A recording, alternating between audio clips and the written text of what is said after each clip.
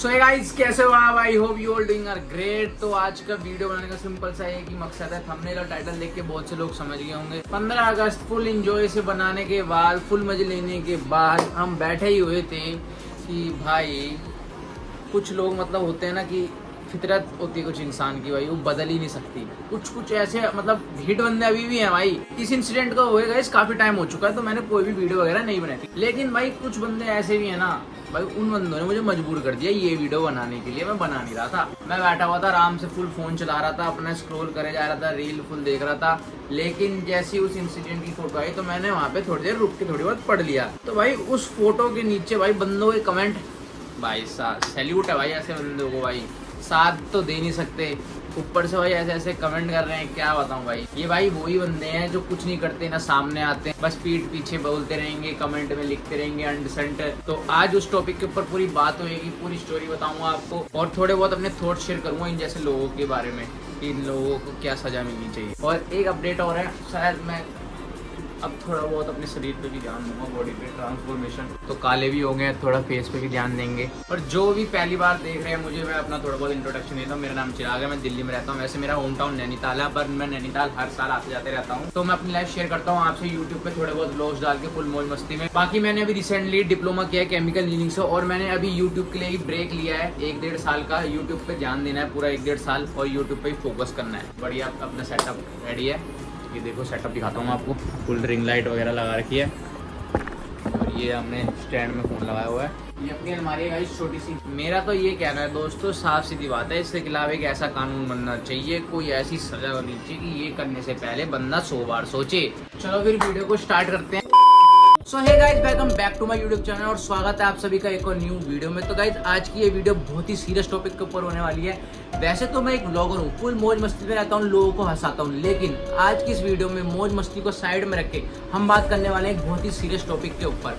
बहुत से लोग समझ भी गए होंगे थंबनेल और टाइटल देख के। सो गाइज इस टॉपिक के ऊपर मैं बहुत दिनों से वीडियो बनाने की सोच रहा था। एक्चुअली जिस टॉपिक के ऊपर मुझे आप लोगों से बात करनी है बहुत दिनों से, मतलब एक्चुअली अपने दिल की बात करनी है ना, इस वीडियो में आपसे वो करूंगा। तो वीडियो को स्टार्ट करते हैं बिना टाइम वेस्ट किए। तो दोस्तों, एक तरफ हमारे देश की बेटियां हैं जो ओलंपिक में जा रही हैं, देश का नाम रोशन कर रही हैं, मेडल जीत रही, देश की शान बढ़ा रही है, और दूसरी तरफ उनके साथ ये हो रहा है। मतलब भाई हम एज ए सोसाइटी बिल्कुल फेल है। आज भी हम वहीं के वहीं हैं, हम ये क्या कर रहे हैं भाई। मतलब मैं ये सोच भी नहीं सकता कि हॉस्पिटल जैसी जगह में भी ये सब हो सकता है। हॉस्पिटल जैसी जगह जहाँ पे लोग अपना इलाज कराने आते हैं, क्या फायदा ऐसी तरक्की का जहाँ पे देश की बेटियां ही सेफ नहीं है। भाई हम ऐसे बच्चे जब अपने पेरेंट्स को जाते हुए देखते हैं तो हम सोचते हैं कि उनका टाइम था, उनकी एज थी, लेकिन जब माँ बाप के आगे एक बच्चे की मौत हो जाती है ना, वो भी इस तरीके से, तो भाई वो जीते जी मर जाते हैं यार। मतलब एक यंग लड़की, सोचो उसके पेरेंट्स का क्या हाल हो रहा होगा, क्या बीत रही होगी उसके पेरेंट्स के ऊपर अभी। दोस्तों मेरे को तो ऐसा लगता है कि हम सभी लोगों को इस मुद्दे में सामने आकर बात करनी चाहिए और इसके खिलाफ आवाज उठानी चाहिए, क्योंकि अगर अब आवाज नहीं उठाई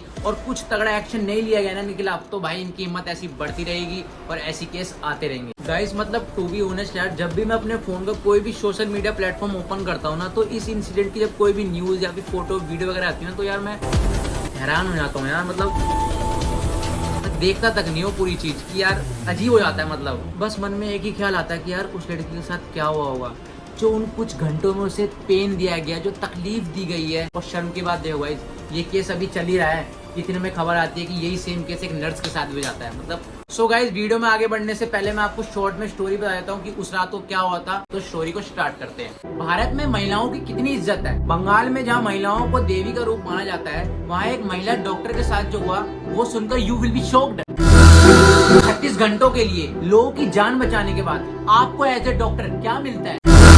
गाइस आगे बढ़ने से पहले सिर्फ एक रिक्वेस्ट है आपसे हाथ जोड़ के, इस वीडियो को ज्यादा से शेयर करना, क्योंकि बहुत से लोग चाहते हैं कि ये न्यूज एक नेशनल न्यूज ना बने, सिर्फ एक साइड नोट बनकर रह जाए और न्यूज की भीड़ में कहीं खो जाए। और दोस्तों दुख की बात तो ये है कि डॉक्टर को छोड़ के किसी को इसकी परवाह नहीं है। आप सभी को पता है एक डॉक्टर बनने के लिए कितना संघर्ष करना पड़ता है, कितना पढ़ना पड़ता है, कितनी मेहनत करनी पड़ती है। सबसे पहले 12th क्लियर करो साइंस स्ट्रीम से, उसके बाद नीट का एग्जाम क्लियर करो। वो भी हर किसी का नहीं होता फर्स्ट अटेम्प्ट में, किसी को सालों लग जाते हैं, उसमें भी काफी सारे स्कैम्स होते हैं, तुम्हें पता ही है। उसके बाद फिर एमबीबीएस करो, और एमबीबीएस की फीस इतनी होती है कि हर कोई अफोर्ड नहीं कर पाता। लोग लोन लेते हैं, कि इसे पैसा उधारी लेते हैं, कैसे कैसे अपनी पढ़ाई करते हैं। फिर पीजी क्लियर करो, फिर स्टार्ट होती है आपकी एक रेजिडेंसी, जो कि वो मैडम कर रही थी। तो वो मैडम थी अपने सेकंड ईयर में, तो वो अपने 36 घंटे की ड्यूटी परफॉर्म कर रही थी, डे और नाइट की शिफ्ट। तुम भाई इस पूरे सिनेरियो में अपने आप को उस जगह रख के देखो, कि 36 घंटे ड्यूटी करने के बाद आपकी मेंटल स्टेट क्या होगी। तो अब स्टार्ट होती है असली कहानी। तो गाइस डॉक्टर एम फुल मेहनत से अपने काम पे लगी होती है कि इतने 11 बजे के करीब उनके माँ बाप का कॉल आता है। तो वो बोलती है एवरीथिंग इज ओके, मैं अपनी ड्यूटी पे हूँ, मैं अपना काम कर रही हूँ। तो ये बोल के वो फोन काट देते हैं कि अब मुझे राउंड पे जाना है पेशेंट्स को चेक करने। तो ये सब सुनने के बाद उसके पेरेंट्स जो आराम से चैन की नींद सो जाते हैं, क्योंकि उनको बिल्कुल भी अंदाजा नहीं था कि अब क्या होने वाला है। तो दोस्तों सब कुछ सही चल रहा होता है, लेकिन 2 बजे के बाद जैसे तैसे करके मैडम अपने लिए टाइम निकालती है और वो डिनर करती है। डिनर जो कि 8-9 बजे होता है, उन्हें 2 बजे करने को मिलता है। चलो ये भी ठीक है। अब वो डिनर करने के बाद ये सोचते हैं कि सेमिनार रूम में तो बेड लगे हुए हैं, वहां जाके क्यों ना थोड़ी देर रेस्ट किया जाए। और ये वो टाइम होता है जहाँ पे पेशेंट जो है बहुत कम होते हैं, क्योंकि जो जूनियर असिस्टेंट होते हैं वो पूरे सिनेरियो को बैलेंस आउट कर लेते हैं। तो आई थिंक मुझे रेस्ट कर लेना चाहिए, ऐसा वो डॉक्टर सोचती है। तो दोस्तों अब टाइम होता है 3 बजे के आसपास, जहाँ पे हम जैसे लोग तो चैन की नींद आराम से सो रहे होते हैं। तो अब वो आता है टाइम जहाँ पे इस दरिंदगी को अंजाम दिया जाता है। तो दोस्तों हमारी डॉक्टर आराम से रेस्ट कर रही होती है कि इतने में एंट्री होती है, नाम भी लेने का मन नहीं कर रहा, चूतेगा, संजय रॉय की, जो कि शराब की हालत में फुल धुत होता है। संजय रॉय एक सिविक वॉलंटियर है। सिविक वॉलंटियर बेसिकली पुलिस वाले नहीं होते, बस इनकी छवि जनता के बीच में एक पुलिस वालों की तरह ही होती है। ये मतलब हर तौर पे सारे काम करते हैं, बस ये पुलिस वाले नहीं होते। तो ये जो संजय रॉय था एक सिविक वॉलंटियर के रूप में काम करता था काफी टाइम से। तो इसकी काफी पुलिस अधिकारी से अच्छी जान पहचान हो गई थी और हॉस्पिटल में डेली आना जाना भी था। तो इसके हॉस्पिटल के काफी विभागों में जान पहचान भी हो गई थी और इसी जान पहचान का फायदा उठा के इसने शुरू कर दी दलाली। तो ये सब ये पहले से ही करता आ रहा है, ये पहले से ही करप्ट बंदा है। तो दोस्तों अपनी doctor back to back 36 hour काम करने के बाद रेस्ट कर रही होती है, जो की एक गरीब माँ बाप की बेटी थी जो नीट एग्जाम क्वालिफाई कर यहाँ तक आई थी। जूनियर डॉक्टर का 3 लोगों का परिवार था, मम्मी पापा और एक वो डॉक्टर है। जूनियर डॉक्टर के जो पापा थे वो स्कूल के बच्चों के यूनिफॉर्म बेचते थे, तो उसको पता है कि संघर्ष क्या होता है, गरीबी क्या होती है। तो इसी गरीबी को दूर करने वो डॉक्टर बनने का सपना लेके आई थी। तो अब स्टोरी पे वापस आते हैं। तो अपनी जो डॉक्टर बड़े तरीके से रेस्ट कर रही होती है सेमिनार रूम में, और ये भी भाई नशे की हालत में वहां पहुंच जाता है। और ये डॉक्टर को जब देखता है कि वो वहाँ रेस्ट करी, तो भाई इसके मन में भाई खराब ख्याल आने लग जाते हैं और इसकी नीयत बिगड़ जाती है। और डॉक्टर को देखने के बाद ये डॉक्टर के ऊपर झपट पड़ता है, उसकी बॉडी को नोशन लगता है। डॉक्टर खूब लड़ती है, खूब चिल्लाती है, अपने आप को खूब बचाने की कोशिश करती है। और ये सब घिनौनी हरकत करने के बाद संजय रॉय चला जाता है। उसके बाद क्या होता है, अगला दिन हो जाता है। 8-9 बजे के आसपास लगभग स्टाफ आता है और वो ये सब देख के मतलब उसके होश उड़ जाते हैं कि ये सब क्या है। ये सब देखने के बाद वो चिल्ला उठता है और धीरे धीरे करके वहाँ पे लोग इकट्ठे हो जाते हैं और फिर पुलिस को कॉल करते हैं। तो अब आती है वो घड़ी जब माँ बाप को कॉल किया जाता है। सबसे पहले तो माँ बाप को कॉल करके ये बताते हैं कि आपकी बेटी की तबीयत खराब है, आप जल्दी जल्दी हॉस्पिटल आ जाइए, क्योंकि आराम से सोए हुए थे, बढ़िया कि हमारी बेटी सेफ है। इतना बोल के वो फोन काट देते हैं और वो बार बार फोन ट्राई करते हैं, लेकिन कोई फोन नहीं उठाता। फाइनली बहुत कॉल ट्राई करने के बाद एक कॉल उठाया जाता है और उसके बाद पेरेंट्स को बोला जाता है कि आपकी बेटी ने सुसाइड कर लिया। तुरंत भाई जो उनके पेरेंट्स होते हैं वो भागे भागे हॉस्पिटल जाते हैं कुछ पड़ोसियों के साथ। और वहाँ भाई शर्म की बात देखो, जिस बेटी के साथ ऐसा हुआ उनके माँ बाप को ही उससे नहीं मिलने दिया जा रहा है। 2-3 घंटे बाहर वेट करने के लिए बोलते हैं, क्योंकि अंदर तो भाई सबूत मिटाए जा रहे हैं, सबूत मिटाए जा रहे हैं ना भाई। सुनने में तो ये भी आ रहा है कि जिस रूम में उसके साथ ये सब हुआ वहाँ रेनोवेशन का काम शुरू हो गया, कमरे तोड़ रहे हैं। तो फाइनली कुछ घंटों के बाद पेरेंट्स को अंदर भेज देते हैं। तो पेरेंट्स जब उसे देखते हैं ना भाई उनके भाई मैं बता नहीं सकता उनके ऊपर क्या बीती होगी। और वो हिल गए, मतलब भाई जिस लड़की से उनने कल रात बात करी कि बेटी कैसी है, क्या है, खाना खाया कि नहीं, ये सब उन्हें पता भी नहीं था कि भाई ये सब अगले दिन क्या हो जाएगा।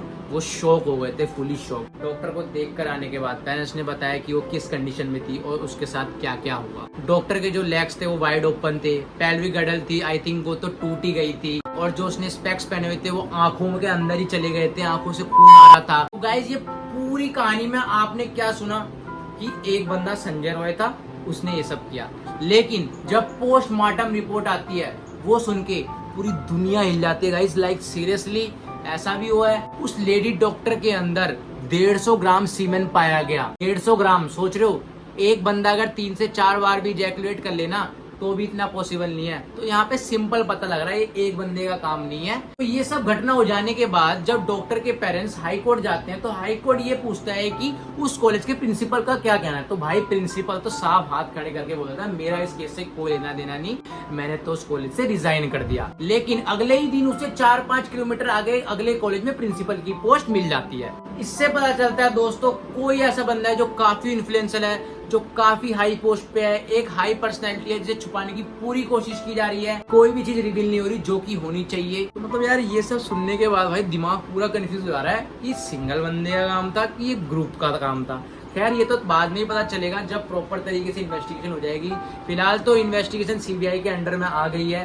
तो इन दी एंड यही बोलना चाहूंगा, इस इंसिडेंट को दबने ना दें। भगवान से होप करो कि भाई जो कातिल हैं वो सबके सामने आए। बस एक चीज हाथ जोड़ के बोलूंगा, महिलाओं की इज्जत करो, लड़कियों की इज्जत करो, क्योंकि एक महिला को देवी बनाना दूर की बात, अगर हम उन्हें एक इंसान की तरह भी ट्रीट करें तो ये भी बहुत बड़ी जीत होगी। और शुरुआत आपके और आपके घर से होने की सख्त जरूरत है, क्योंकि एक के करने से क्या फर्क पड़ता है, लेकिन एक के करने से बहुत फर्क पड़ता है। और इन दोनों लाइन में सिर्फ एक का फर्क है, दैट्स द रीजन व्हाई फर्क पड़ता है। और अगर वीडियो के अंदर कुछ अपशब्द बोला हो या कुछ गलत लगा हो तो उसके लिए माफी हाथ जोड़ के, ठीक है, bye bye. We want justice guys.